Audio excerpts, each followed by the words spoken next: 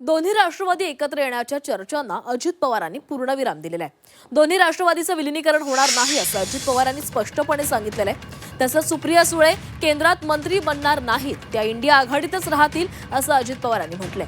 तर आपण एनडीए सोबतच राहणार असंही अजित पवारांनी स्पष्ट केलंय। नगर परिषद आणि महापालिका निवडणुकांमध्ये काही ठिकाणी दोन्ही राष्ट्रवादी एकत्र आल्या, त्यामुळे दोन्ही राष्ट्रवादी एकत्र येणार अशा चर्चा सुरू झाल्या। मात्र आता या चर्चांना अजित पवारांनी पूर्णविराम दिला। केंद्र सरकारमध्ये मंत्री होणार का असं तुमच्या सूत्रांच्या माहितीनुसार आलंय का? नाही, प्रश्नच येत नाही ते।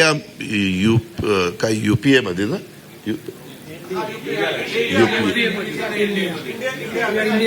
हा इंडिया आघाडीत आहे। आम्ही एनडीए मध्ये, ते इंडिया आघाडीत आहे।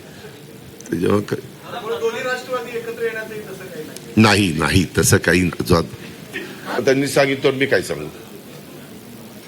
त्याच्यामध्ये आम्ही एनडीए मध्ये राहायचं ठरवलेलं आहे आणि विकास करायचा ठरवलेला आहे।